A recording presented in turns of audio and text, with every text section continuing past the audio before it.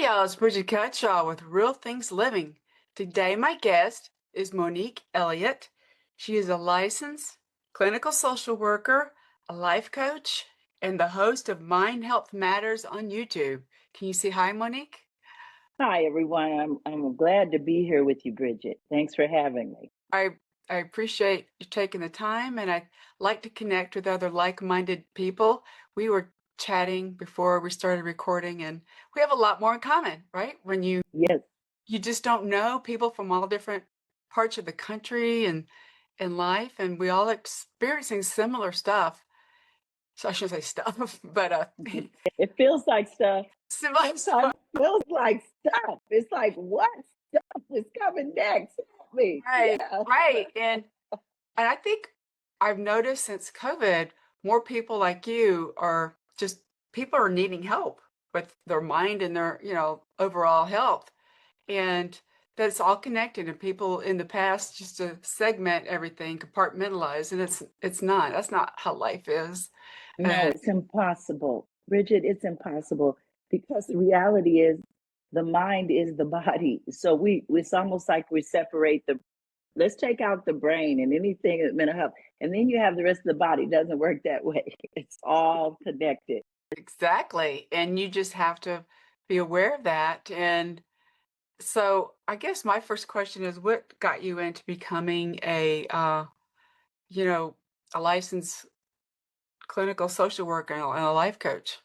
Yes. Well, with the licensed clinical social work, it's really what I'm in private practice, and also we have a wellness center that is on. I'm bringing this up for a reason online, but then it's getting ready to also be brick and mortar.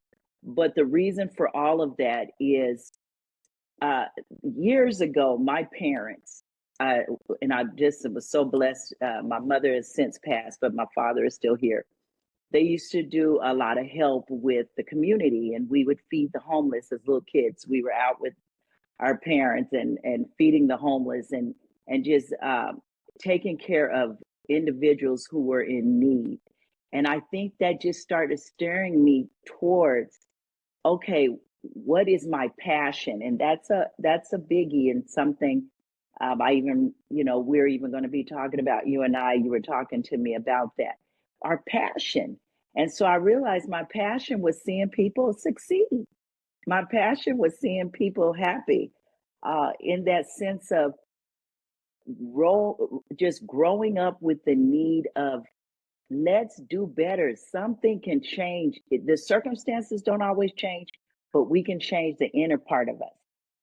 If the inner changes, it starts affecting the outer. That is so true. We don't we some people suppress it, right? Which makes the situation worse. But you do have to let it release it, but in a good way, which is sounds like what you're doing. Yes, yes, and not being afraid. We are actually not everyone's. So I don't want to overgeneralize, but many of us have been taught to suppress because that's strength. That is not strength. Right. Strength is being able to say I'm hurting and to face our emotions. Emotions are not good or bad. We put label on things. But Bridget, emotions are not good or bad. They just are. I call them signals. They're just telling me that something's going on inside. That's all my emotions are. I like that, the signals. And you take those signals and you determine how you need to like pause before you react too, based on the signal.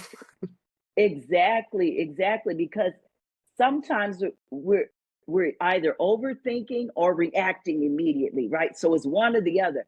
But being able to have a balance is our key. That's really where we want to be. And all of us are working towards it.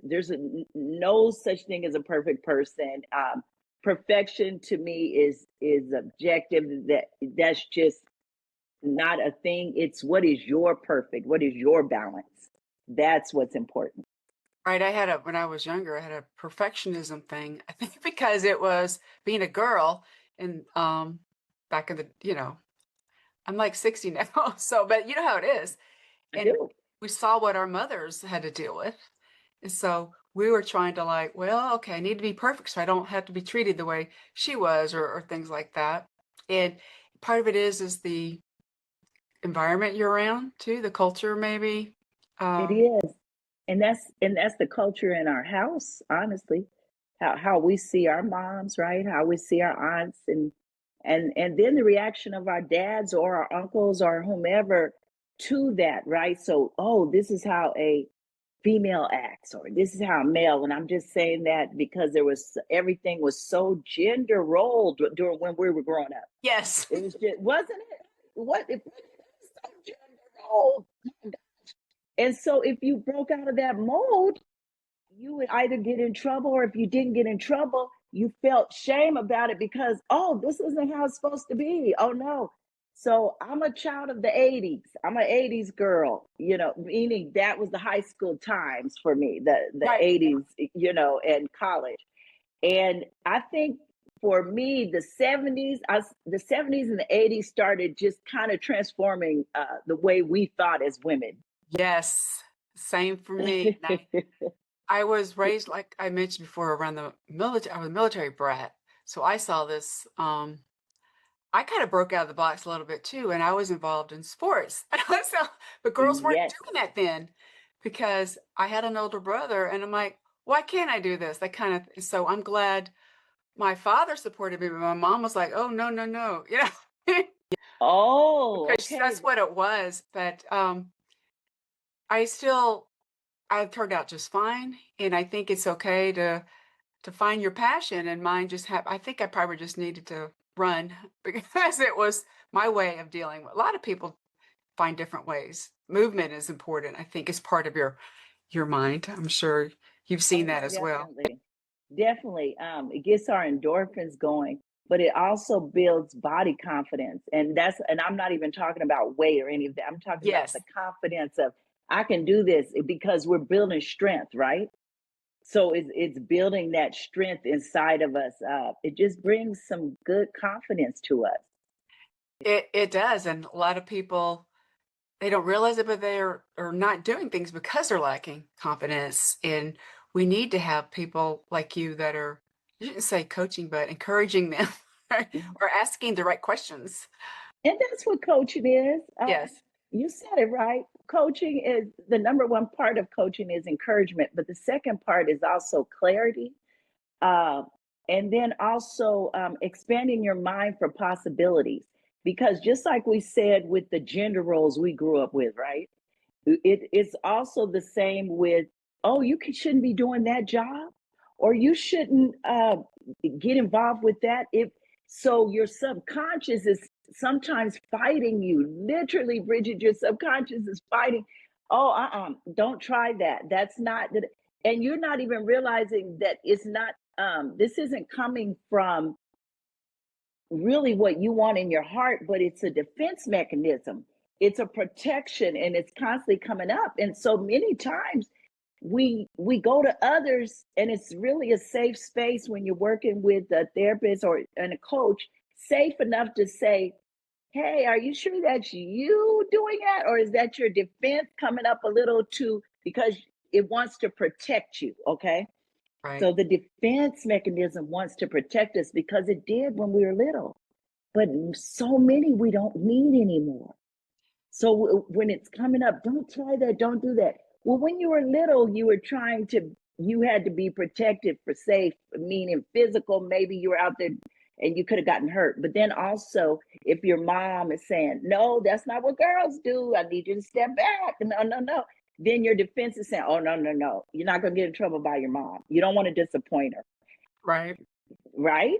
So as we get older, we don't realize it's time to let many of those go. Yeah, my mom, I think, she was from the generation when you had to look really good in makeup and all that. That's kind of what it was. And she I think she liked fair lines. She did for some reason. And she's brunette like me, you know what I'm saying? Yeah. And but that made her feel better, made her feel, fit in better. So I didn't like judge her, but maybe that's why on purpose, I keep my hair brown. So You know what? It's your personality. that's And, me. and yeah, Right. and certain things I'll do, honey, I'm a changer upper on certain things. So You'll see my hair in braids probably in a couple of weeks. Right, It's just that, but it's our personalities. right. I want to, yeah. I did all that stuff with the curls back in the '80s. Forgot what you call it. Oh, I can't remember. That perm, like, Yes, I had a perm. you remember Richard Simmons? Right, why would I do that? I don't know, but Because that's that was the style it was then. a style, and my hair is naturally when it's shorter, it is naturally wavy anyway, but the perm was a my wedding photo, I have a big old perm, but anyway, but but we were young and trying to fit in and trying to I should say fit in, but that's what the culture is, and some people aren't That's it.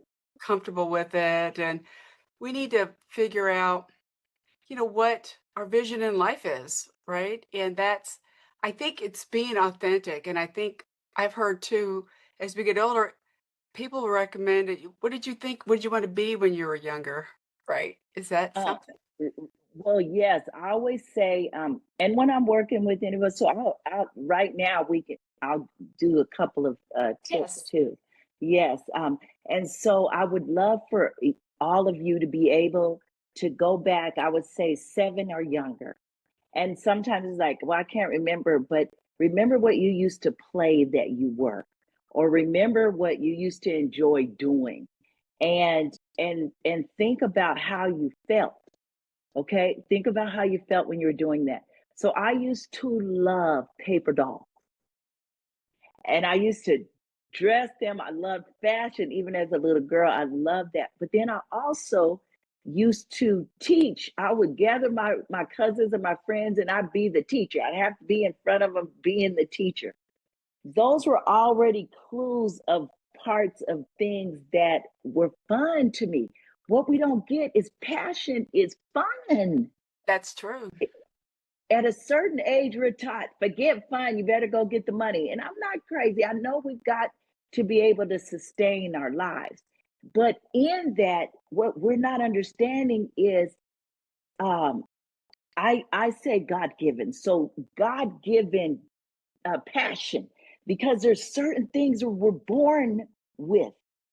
And you could be from the same mom and dad, but when you look at the sibling lineup, Right? most of us are born with a different passion than our own brothers and sisters.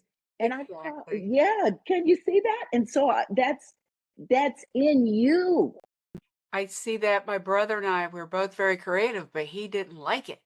Right?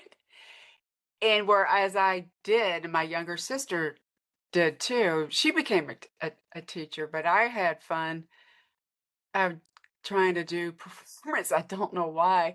I was really into that. Believe it or not, I was kind of an introvert, but Okay. but when I got on stage, I was like having fun. I don't know why. I would do shows with my friends and with their parents on their deck, and I would be the producer. See, that's in you. That's Right. why everything around you may have been trying to, I want to say, mold you. Go this way, go this way. And that's when we miss our authentic selves, because others are pushing us to go this way, whatever that is. Yes. And most of the time it's for, in their minds, for good reasons. Okay, it's for They good mean well. reason. Yeah, they Yeah, mean they mean well. However, it pushes against your happiness. I'm gonna be honest. It begins to, and so many are going to work not happy. So many are um, suppressing things that, and there's another part of suppression. So suppression doesn't even only come from emotions. Okay, it also comes from not living passion. that is so true. All these, as you're talking, just these memories are popping in of other conversations I've had with people, and people think because we grew up, you don't realize how hard it was, but we had to suppress. We were told to suppress that kind of stuff, and people were made fun of other people who are expressing like trying to make a living off their hobbies. It's not really a hobby; it's their passion, right? Exactly, exactly. And even being able to mold that, so molding the passion. So in coaching, we I also we mold the passion. So that means we also help, if wanted, to look at the business end of how do we make this passion lucrative? That's Or true. do you only want it as a hobby? And that's fine too. We have to stop seeing ourselves as one type of this, just I'm in one box and I can't be anywhere else. I'm just here.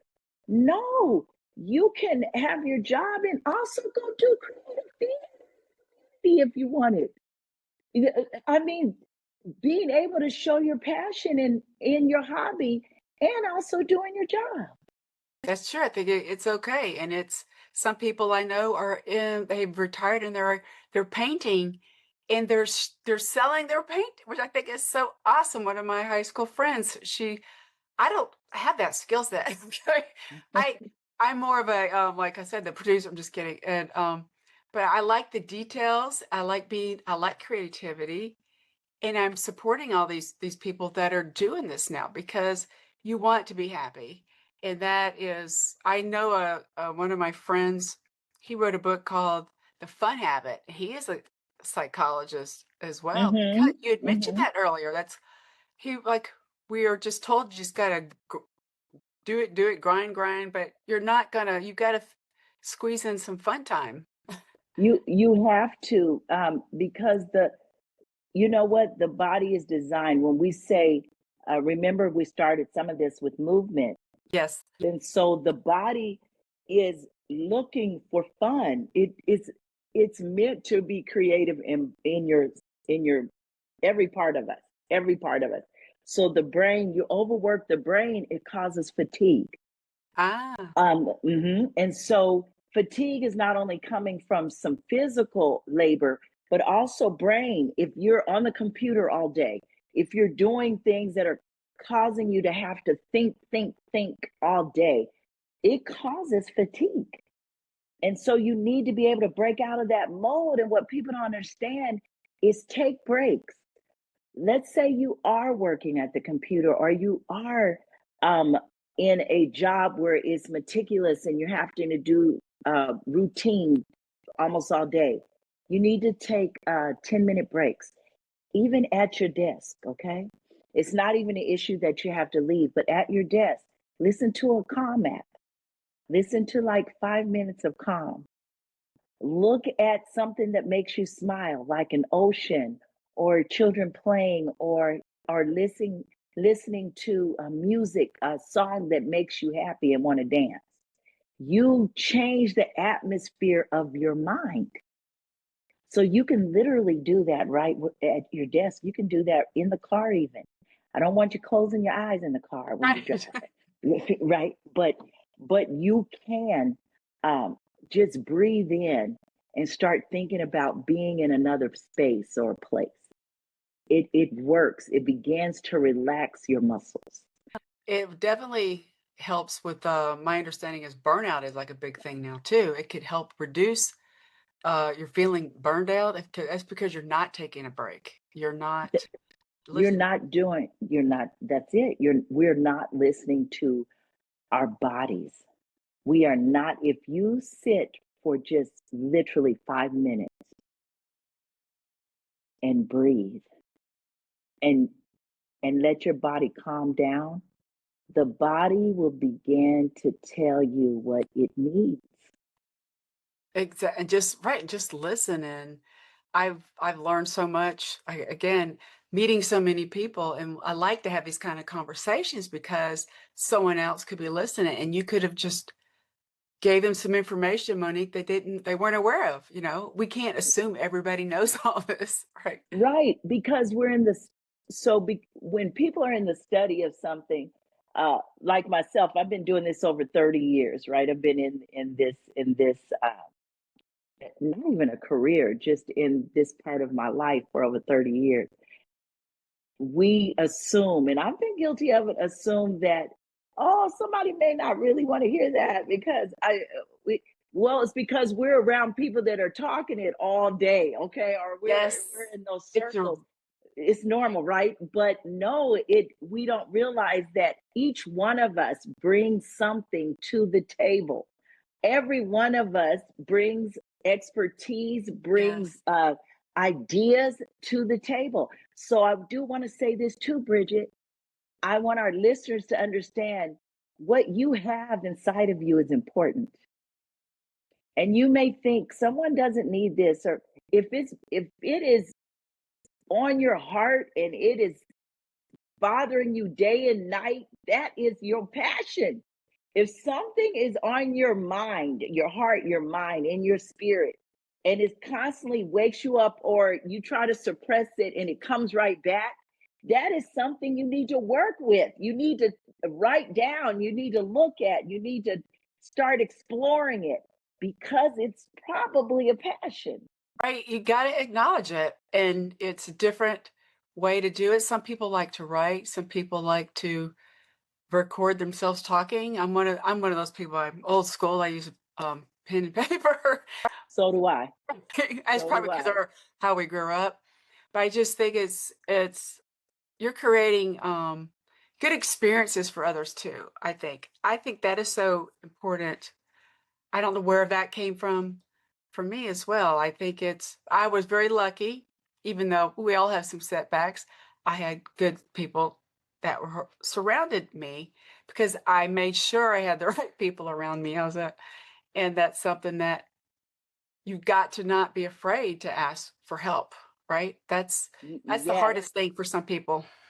yes, because if growing up in school, sometimes when you'd ask for help, and if other children started laughing or you felt embarrassed that you raised your hand, it began to be in you to be quiet. Don't do that.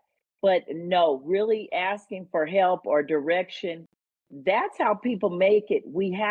It's very rare that we do this alone. It takes a community.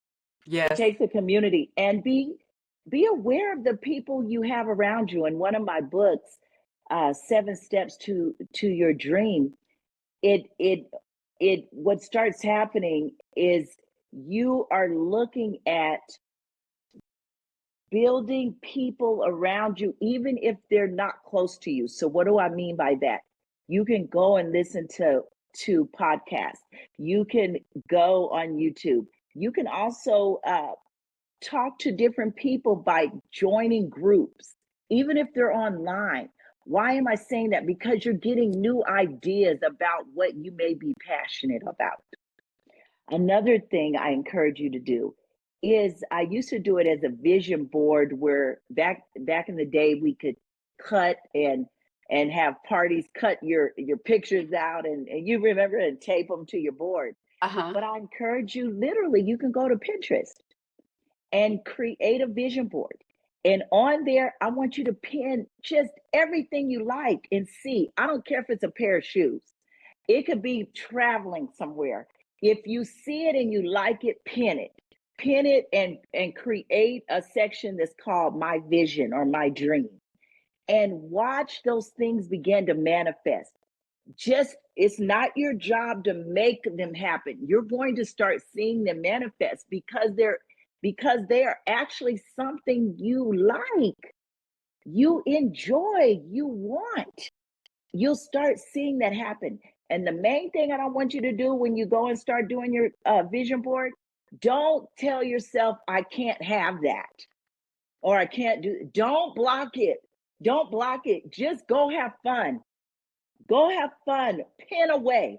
Just pin up a storm, as I say. Just start putting down all of the things, pinning pictures, sayings that inspire you. That's true. And that's as you're talking, the positive side of tech, because we've got this now and it makes it easier to access, makes it easier to share with others. Yes, The I'm one of those people that always try to find the positive in a I love situation. it. That's just something that I'm wired that way for some reason.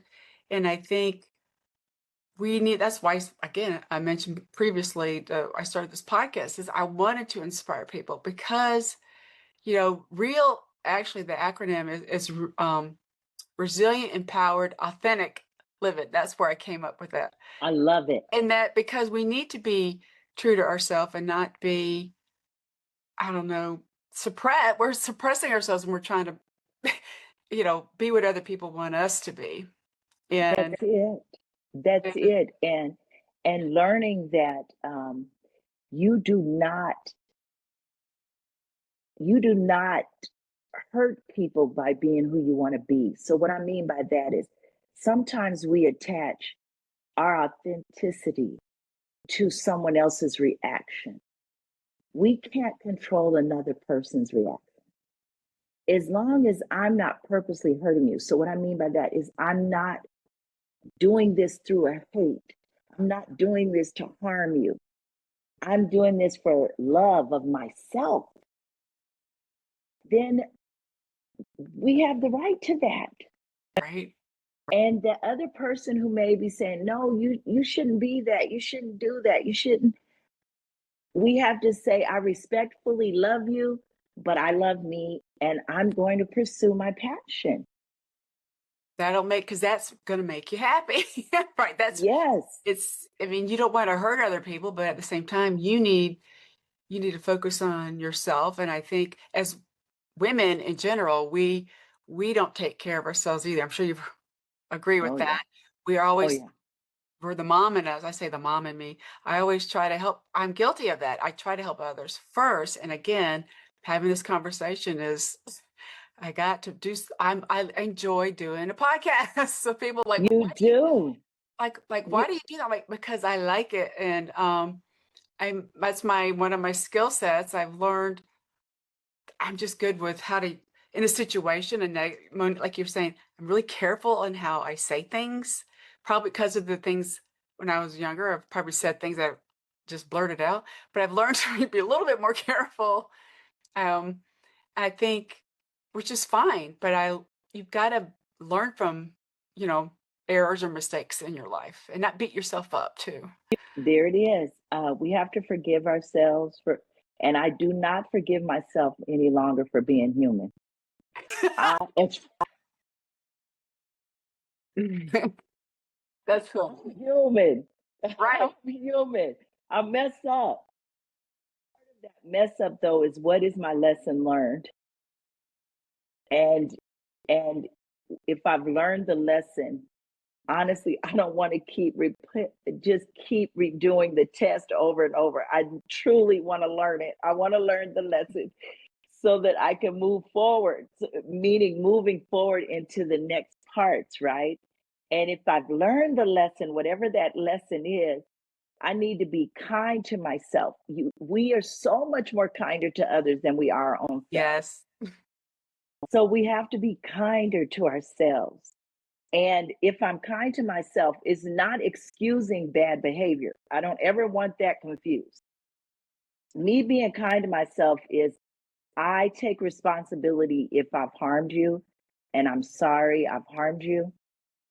And then I do my best with all I have, even if that's going to therapy, even if that's learning a new way, something I need to do different, not to harm you again. Right. That's growth.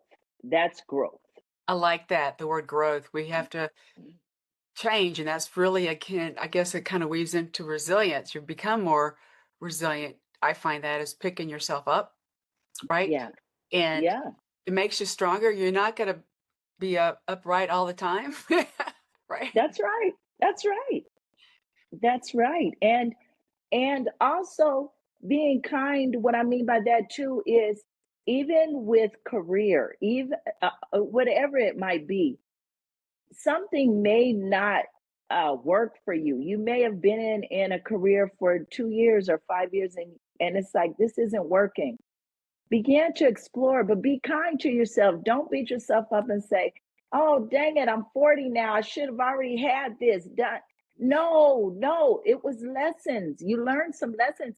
And I promise, there's some type of experience too that you needed from whatever you did, from whatever you were involved in. That experience is going to come up and be used in some other part of our journey. Correct. And unexpectedly, right? You can't Yes, every day you think things are going to happen, but sometimes they unexpected things happen. And as you were talking to another a lesson to be learned from our lives, I think we need to be have gratitude. We don't appreciate what we always want something better, right? yes, yes. And I think sometimes we can confuse gratitude with complacency. Yeah, that's a good point. So it's a fear of, if I'm really happy and grateful for what I have, oh no, I may get stuck here. And no, no, it's just enjoying the moments. Enjoying the moments. Your creativity won't quit. Your creativity will keep going, but it's actually laughing and enjoying being in your space, I like that. waking up and saying, man, this pillow was great. I wish I hadn't slept on this pillow. It was good. Right. Waking up, being able to say thank you. I can literally pick up my own glass of water, because we don't realize when people have gone through sickness, many of us have experienced situations that have affected us, where we've needed others to even take care of us physically. So when we get back on our feet and we're able to walk and run and even fix a meal ourselves, or drink water without someone handing it to us, that's something to be grateful Oh, for. definitely, especially as we age, I should say age, we get older. I don't know what the proper term is. Yeah, That's yeah. something we need to appreciate, and us humans are living longer now, is my understanding. Yes, yes, we are. And so we need to ask, what do I want to do in this next phase of my life? What do I want to do now, right now? And let's stop always saying, well, I'll do that once this happens, or I'll do that. No, no, you can do something towards your dream even today. Even today. Just little steps, right? Yes, just little steps. It literally takes little steps to get to where anyone is going. It's very rare that you just jump one big leap and you're there. It Right? it yeah, it It is takes very rare. steps. Very rare, right? And momentum. So the one step starts, you start feeling really proud about getting that one step done. And so then the momentum begins, okay? So as you do one step, the momentum will grow. And it really does. It really happens. It really happens. And don't get discouraged if momentum slows down. I That was something I've had to learn. You're growing a business, or you're getting involved in a new activity, and then something derails it for a moment. Don't throw it away. Don't give up. Don't just stop. Wait. Sometimes there's a pause in what we're needing to do, but it doesn't mean it isn't going to happen. It just means it's a pause. And then we later will be able to pick it up and keep going. I like that it's creating the right mindset. Is that the right term? Yes, that's it. That's Mindset it. is a term that's used a lot lately, and some people think it's wougie, but it's not. It's it's very important to acknowledge what's going on in your mind. And like you said, you've got to, it's all connected to your momentum, it's connected to so many things in life. And I think that's why I think some people feel overwhelmed. I personally don't like watch the news I because understand. I would rather read about it. I'd rather read it than, because then I can process the meaning differently. Does that make sense? It makes a lot of sense. The past year, I have been reading the news, so I'm It's right better, on board with you, right? Bridget. Yes, It's when they're speaking it on it, there's emotion in there, so it could change, tweak, or tweak what the actual story's about. And I'd rather read it, and then it's just, I just think we just we're going through a crazy time as normal. I shouldn't say it's normal, but we just need to relax a little bit. And I like what you're doing to help, you know, stay focused and do something each day. It doesn't have to be huge, but something that is fun and you have a passion in. And what do you recommend for listeners to help them stay focused on something because of all the noise out there? I recommend setting intention. So what I mean by intention is you need to set. I tell my clients, let's say you tell me, Monique, I really want to write a book. I say, okay, dedicate. If your life is on a schedule right now, this feels like it's overwhelming. I want you to dedicate 30 minutes out of 24 hours in your whole day because we got to look at you got 24 hours. Dedicate 30 minutes to writing.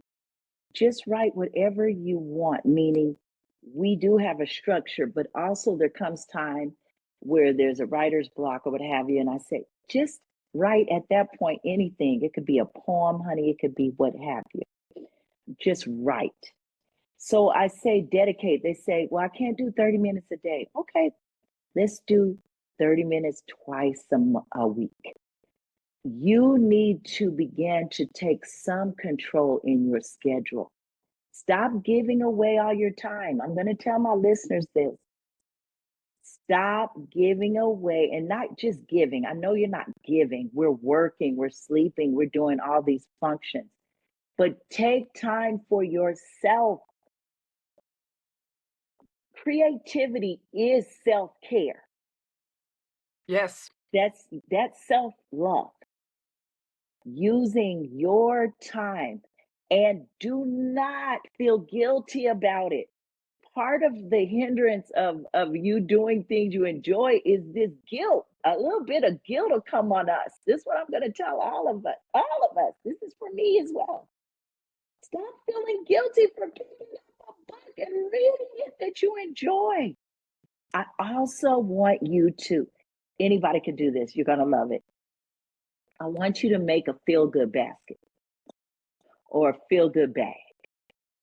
And this bag or basket is just for you. And I literally have coloring books in my bag. I have coloring books.